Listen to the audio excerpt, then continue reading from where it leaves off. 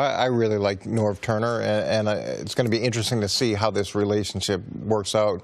Norv did great things with Troy Aikman at the start of his career, and a lot of people credit Troy's development to Norv. So at this point in Norv's career, with a still relatively young quarterback, it's going to be fun to watch how those two work together. The most important thing from my perspective with Cam is his ability, not just for consistency, but when things aren't going well, the ability to climb out of that hole. I think sometimes he'll get in holes and then he keeps digging and the hole gets deeper. Will he and Norv be able to figure out a way when things aren't going well to be able to redirect things and center things and get back on track? That's the issue. I think that last point is such a good one, because if people look at the 15-1 MVP year as an outlier year in Cam's career, because it is, he was way better that year, and the team was, than any other year he's been there. How did they get to 15-1? Well, probably because they started 6-0. And I know that sounds silly, but my point is, Cam seems to, it goes either, it rolls downhill in a positive direction or a negative direction. Like when he's smiling and he's doing his first down celebration, he really does seem to be one of the 3-4 best quarterbacks in football.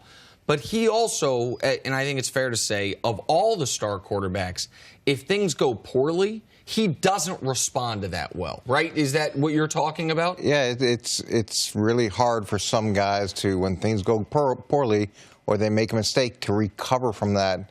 And then and I think your point's well taken too, about when things are going well, God, things go really well. They just build, and you don't want that, because the game can be decided in the first quarter. And Norv Turner, you think, can impact that?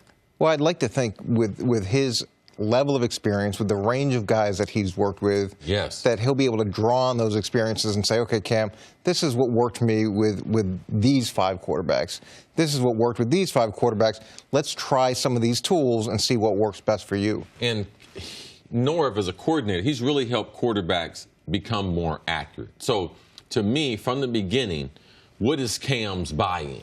Because I believe if Cam buys all the way into this new way of teaching, because in a long NFL career, we've seen Brady, we've seen Drew Brees, we've seen a lot of the elite quarterbacks that they had to either go through a philosophy change, either a team change, or how do I get better? When you start running out of talent, we saw Drew Brees. When he went from San Diego to New Orleans, he improved so much as a thrower of the football. And then Sean Payton opened up as far as the offensive play calling, and we saw that overall growth happen right there.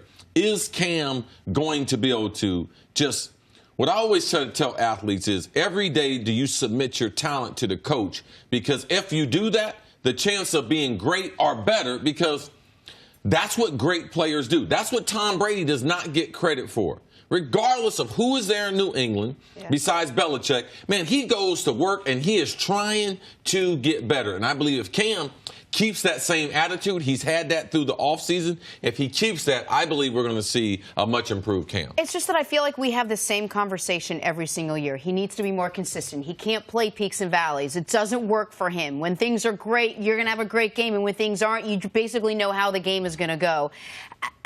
At some point, his 8th season, at some point, are you like, well, this is the guy. He's just an inconsistent guy.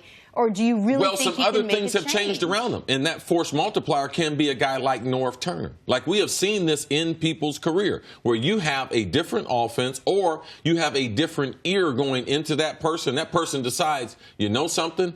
I am going to finally listen. So it's not the same old story with Cam Newton, because some things have changed. That organization, they have new ownership. There's a breath of fresh air there. He has Norv Turner. I believe in Norv Turner a lot like Coach. And I believe in Cam Newton's ability. And you have seen Cam where he has grown as just a pure, like, option quarterback to a guy that is able to decipher defenses and make big plays consistently. And you hope as guys get older, there's an openness to trying new things. There's an openness to coaching, and that leads to growth. And you got to be able to take your ego and put that aside too, because if you're dealing with an ego, that stunts growth as well. So the willingness on his part to say, okay, let me trust this, let me see where this is going, that's his responsibility. And to me, that's how you can start attacking inconsistency. You can start attacking those peaks and valleys, but it's got to come from him and his willingness to try things to overcome that. You make a great point in trust, and I think that now, because Cam had a relationship with Mr. Richardson, the owner. Now they have a new owner, so I know Cam is trying to develop that. But I know the one person in football that Cam trusts is the head coach. The head coach decides that I'm going to move on from Mike Shula. I'm going to go out and get Norv Turner. That's where Cam needs to be like, Coach, I trust you. Norv is one of the best in the business, and I believe he's able to buy into that. Then we'll see the results there in Carolina now. And the other thing that Carolina, when they were at their best, and Ron Rivera, he doesn't like the nickname, but the Riverboat Ron nickname, there's a reason. In 2015, bet more so than any year, really any team I've seen in modern NFL, certainly any year for the Panthers, they recognized that we do not have 3 downs to get a first down. We've got 4. And when we have arguably the best short yardage back in the league, and he's our quarterback, we have to take advantage of that. And what people, I think, fail to recognize the advantage that was gained that year was, if they had 3rd and inches or 3rd and less than a yard, they knew we're going for it on 4th. So we can take a deep shot to Ted Ginn on 3rd and short when the defense isn't necessarily expecting it, because it's not a punt if it's an incompletion. I don't know where Norv Turner's philosophy on that is, but I do know this. They've got a weapon no other team in the league has, which is Cam Newton in short yardage. He's shown the ability. He's never got hurt on one of those short yardage plays. He has as high of a success rate as anyone other than Brady, who was for like a decade somehow he was undefeated on quarterback sneaks. He's great at it, and that gives you an edge that no other team can duplicate. And that's where they've got to try to exacerbate their edge, because they don't have great running backs. Christian McCaffrey is an interesting weapon. C.J. Anderson, anyone could have had. They've got to take advantage of that. But one of the biggest problems is one of the things you alluded to earlier is on one of those 4th downs, which you're not in 4th down that much. So to me, it's not a huge advantage as you would think that you would have. But if you lose one of them, what's Cam's body language going to be? What kind of message are you going to send to the defense? So, yeah, Cam is a dynamic leader. He is a dynamic offensive player.